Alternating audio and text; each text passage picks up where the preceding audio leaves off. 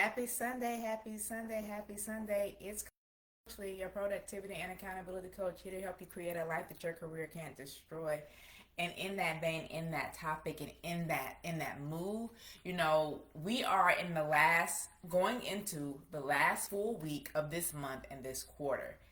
And as we wind this down, as the summer's like here and all the jazz, and you're thinking about like taking some time off, I want you to know that you don't just need time off. Time off isn't the only thing that you need. Your nervous system needs some time to recover. And so, if you've ever found yourself coming back from vacation, number one, feeling like you need a vacation from your vacation, but coming back from the weekend, from a vacation, from time off, asking yourself, why am I still exhausted? It's the fact that your rest, like that physical rest, like sleeping, time off, all of that stuff, never really allowed you to disengage mentally. And because of that, yes, you were off, but you were still dealing with and thinking about deadlines and court and all the things. And so today I want to tap in for a Success Started series and really dive in and talk about the idea and believe that it's not just rest you need, it's really that mental and emotional reset essentially, and that nervous system regulation that allows you to recover. And that leads into what's taking place this Saturday, which is the Mid-Year Reset Masterclass, taking place this Saturday, June 27th at 11 a.m. Eastern Standard Time. So if you want the link to get registered for that masterclass, you can drop the word reset and I'll send that to you, or send me a DM, or whatever the case may be. But when we think about rest, when we think about resting, vacation, all of that stuff, being exhausted, not feeling restorative, any and all of that, I want you to understand that, yeah, it might feel like weekends aren't enough. PTO can sometimes still feel stressful, and coming back from vacation really leaves you feeling like, I need a vacation from my vacation. So let's talk about it. Let's look at the fact that rest and recovery are not the same thing. And we want it to be. And maybe in some regards it should be, but it's actually not really the same thing. And until we can really identify and work through that understanding, that acknowledgement, that belief, we're going to stay stuck in this place that we're in. And with that, in that, and through that, it's going to pose problems for you.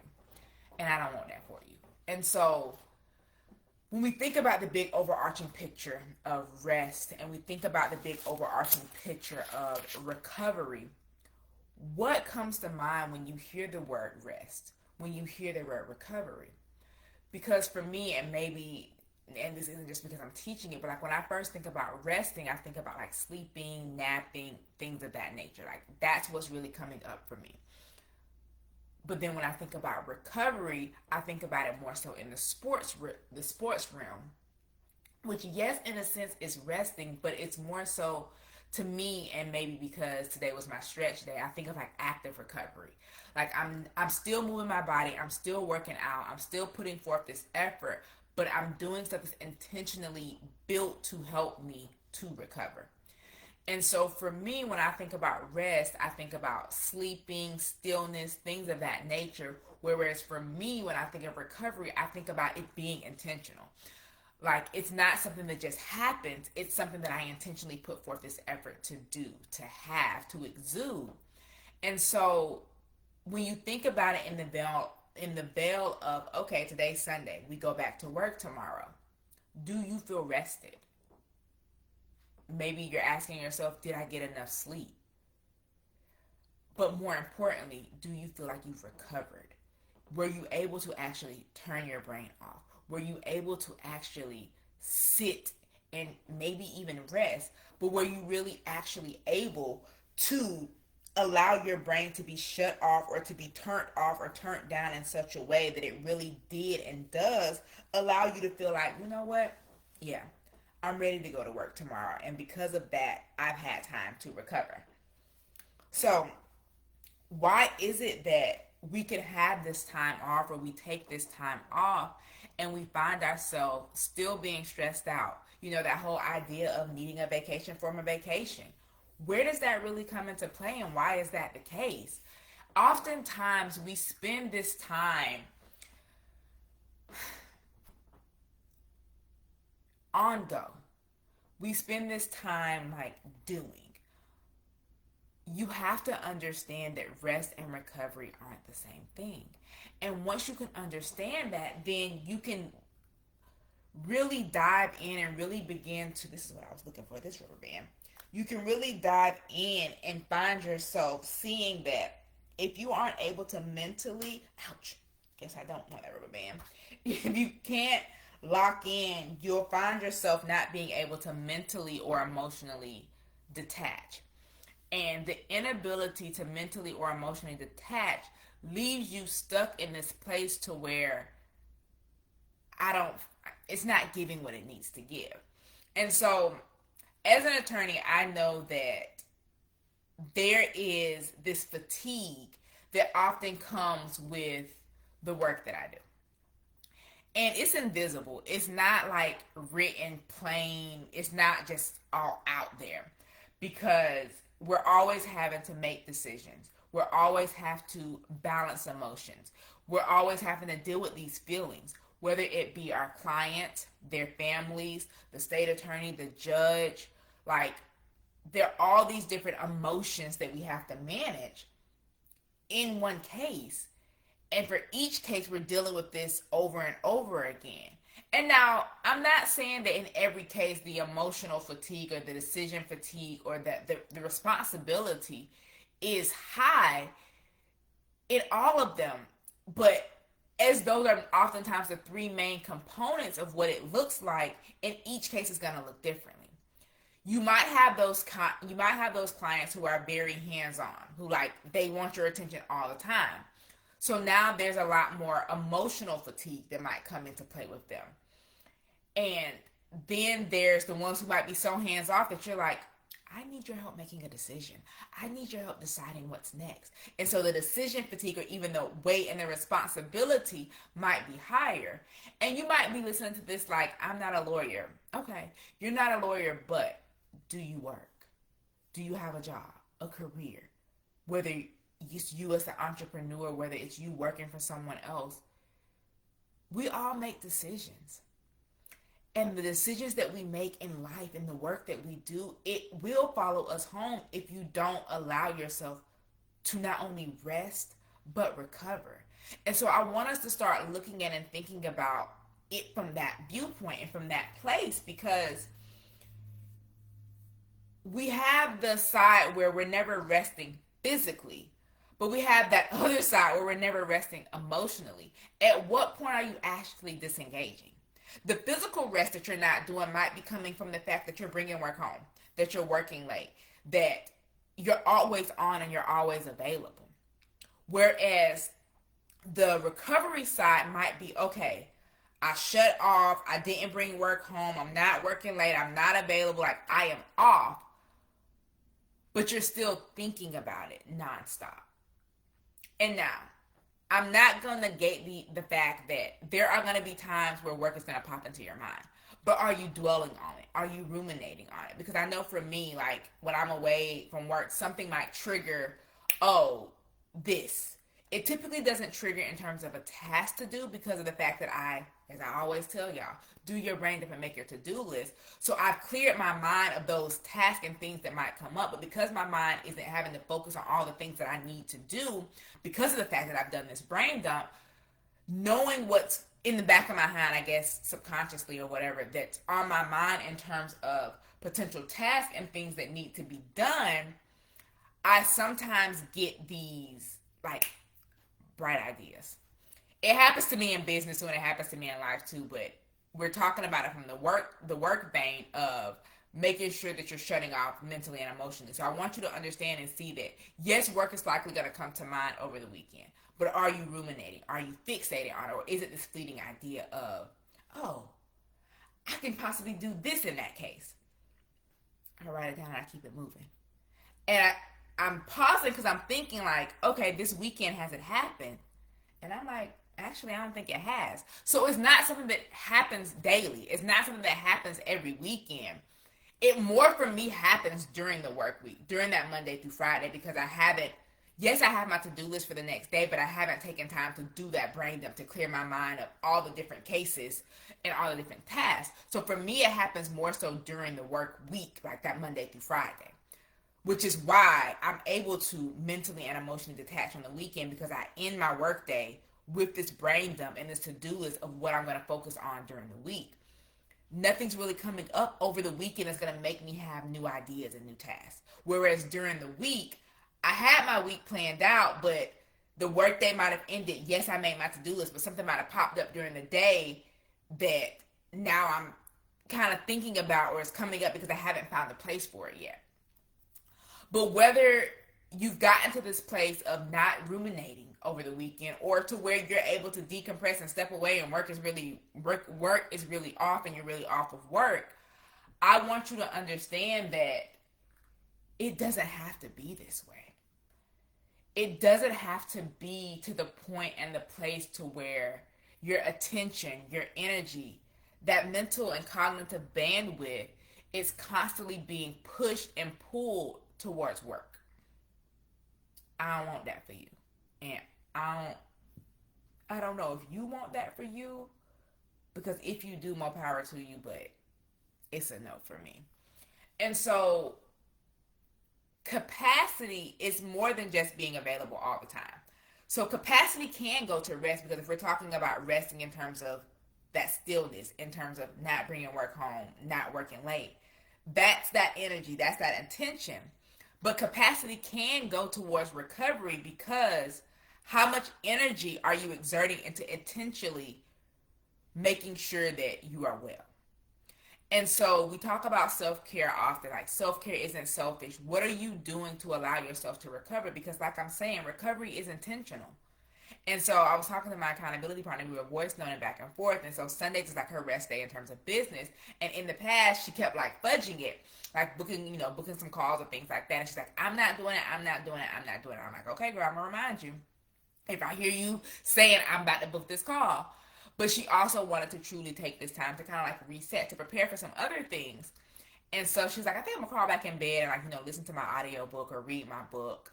I have this idea for business, but like, I wrote it down. I might sit down, before the night's over and like work on that. Like, we gotta get our plane ticket because we're going to Tulum next month. And so she's like, that I probably will do, but we having issues where we're trying to figure out, are we flying into one airport out of a different airport, because we're trying to get there at the same time, because the first time we looked at flight, we had the same layover, but now that flight might not be it's a whole thing. But your capacity when you look at rest and your capacity when you look at recovery aren't necessarily the same thing, but there is going to be some overlap. Because rest can be a part of recovery, and recovery can be a part of rest, but they also are two indistinct things. It's like that square can be a rectangle, but a rectangle can't be a square thing. It's like that. And so once you understand and once you see that you're keeping yourself mentally on, and that's why, yes, you might be resting, but you're not allowing yourself to recover, that's why you then have to bring into the fact that in resting and in working to recovery, you have to detach. You have to step away, because you can't have rest if you don't allow yourself to recover. Because if you recover, you had to have had that stillness to rest. So in this case, a square can be a rectangle, rest can be recovery, but recovery can't be rest. It's not giving what it needs to give. And so what does your schedule look like that protects your energy, that protects your attention, that goes towards that capacity? That's what this really comes down to, and that's what this really plays into, because if you don't identify what's draining your energy, how are you then going to be able to identify what will restore it? What would bring me back this energy? What would help it give what it needs to give? Because you have to audit yourself. You have to audit your life. You have to audit your schedule. You have to audit your time. And the reason that's the reason that I call like my 20-minute free consult call a productivity audit, because we need to really look at and get to the nitty gritty of what is and what isn't working. And that's where the Mid-Year Reset Masterclass is taking place this Saturday comes into place. Because in that, we're literally auditing and asking ourselves, what drained me over the past quarter, the past month? And once I was drained, or even before I got drained, what was able to restore me? What was able to replenish me? What gave me recovery? Because if we can understand what took away from us, but we can understand what poured into us, as we start looking forward to the next month, the next quarter, and this back half of the year, we can bring in more of that. Because you want to build your week around this. You want to build your week around your capacity, around what gives you energy, and less around what drains you. But you do need to understand and identify what drains you, because in work and in our day, we're going to have to do some of those things that does drain us. But the idea is that once we can understand not only what drains us, but more importantly, what restores us, we can make sure we're building that into our week. We're building that into our schedule. So yes, time is important because you have to have time to do these things. But you make time for what's important. So you need to make time for the things that are going to restore you, because if you keep running on empty, if you keep running on depletion, you're going to stay stuck. And that's why for you right now, it's not just time off that you need. It's that recovery. But if you build a schedule that allows you to both rest and to recover, when you take time off because your schedule builds in both, you'll be good. And so yes, take time off. I want you to do that. I need you to do that. But in taking the time off, here's where that recovery can come in. Like this year, I'm taking my time off. And it's not that I don't take it in the past, but normally in the past, because I built this life to where I'm able to rest and recover on a weekend and detach from work and decompress and all the things. Like my coworkers and people who just take off just to take off, like I take off when I got something to do. And so this year I've been taking off because I got something to do. I got a vacation every month. And so in the past, I haven't, like I've gone on vacation. I'm not saying I haven't, but I would get close to the end of the year and I'm like, okay, how many hours do I need to use before I lose them or they won't roll over? And I would take them, but I would take them and use them more so for like planning for, you know, business and life and the year and all that type of stuff, versus now I'm taking them and using them for vacation. But even with that, even this year versus the other years, I'm still building things in such a way that it allows me to understand and identify what's next and how that's going to look. And so we want your energy, we want your capacity, we want you and your life to be good. And so your schedule should reflect the fact that you are human. I know AI is real popular, we're using it and all the things. But AI got unlimited capacity, unlimited energy. Actually, it don't even have unlimited capacity, because sometimes they be like, this model ain't available, you got to use a different model. Or you've timed out, come back at this time. And so if AI got these limits on time and capacity, why do you think that you, as the human that you are, don't? So stop letting your schedule dictate your life. Y'all know I love a good schedule, but you need to be into that schedule. Yes, you have these obligations. Yes, you have these things to do, but allow your schedule to protect your energy. Don't let your schedule consume it. And so that's what I mean by your schedule should reflect your humanity and not just your obligations, because it's not just time off that you need. You need time to reset and to recover. And so if you're listening to this, if you're seeing this and you're like, it's giving something, but I'm not sure, comment reset to get registered for the Mid-Year Reset Masterclass. Saturday, June 27th, 11 a.m. Eastern Standard Time. We're going to be taking all of this, diving into it, putting it together, all the things, and really packaging it and putting it into a way to where you're able to do this audit for your soul, to be able to really work through this and to compare and contrast, but also to plan and prepare, and I guess in some way predict what is to come. And so I hope this has been helpful for you. I hope that you've learned, that you're ready to implement, that you're ready to do based off of this. You can comment the word reset again for the link, or you can click the link in the bio. But it's been Coach Lee, your productivity and accountability coach, here for another Sunday of, you've guessed it, Success Starter Series. We'll be back next Sunday, same time, same place. Y'all know how we do. Um, I'm just here to help you to create a life that your career can't destroy. And so I hope you're ready. So until next week, guys, we